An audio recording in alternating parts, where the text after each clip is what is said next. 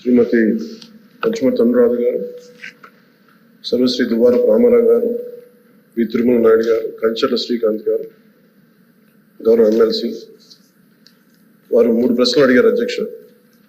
పంచాయతీరాజ్ గ్రామీణాభివృద్ధి శాఖకు సంబంధించి వారు అడిగిన ప్రశ్నల్లో మొదటిది పంచాయతీలకు విడుదల చేసిన 14 మరియు 15 ఆర్థిక సంఘం నిధుల్లో దాదాపు 9,000 కోట్లను ప్రభుత్వం దారి మళ్లించిన విషయం వాస్తవమేనా? రెండో ప్రశ్న, కేంద్ర ప్రభుత్వ అధికారులు కొన్ని పంచాయతీలను సందర్శించి కొన్ని అవకతవకల్ని ఎత్తి చూపడం కూడా వాస్తవమేనా? మూడో ప్రశ్న అయితే ఒకవేళ వాస్తవం అయితే దాని మీద ఆ దానిపైన తీసుకున్న చర్యలు ఏమిటి? మొదటి ప్రశ్న అధ్యక్ష, 9,000 కోట్లను గత ప్రభుత్వం దారి మళ్లించిందా లేదా అనేది అడిగారు అధ్యక్ష.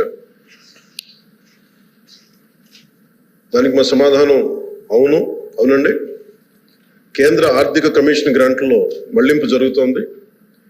ఇప్పటి వరకు భారత ప్రభుత్వం ఆర్థిక కమిషన్ గ్రాంట్ను విడుదల చేసినప్పటికీ పంచాయతీరాజ్ సంస్థలకు 998 కోట్ల నిధులు ఇంకా విడుదల కాలేదు. ఇది మొదటి దానికి సమాధానం అధ్యక్ష. రెండో ప్రశ్నకి, కేంద్ర ప్రభుత్వం అధికారులు రాష్ట్రంలోని ఒక 5 గ్రామ పంచాయతీలను సందర్శించారు. మరియు ఎంఓపిఆర్ భారత ప్రభుత్వం న్యూఢిల్లీ వారు 16/10/23 తేదీన డిఓ లేఖ నెంబర్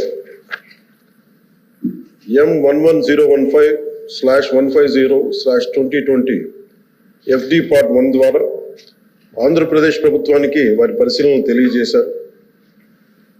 ఆంధ్రప్రదేశ్ ప్రభుత్వం సమర్పించిన పరిశీలన మరియు ప్రచిత్రాలను కూడా ఈ అనుబంధానికి జత చేయడం జరిగింది.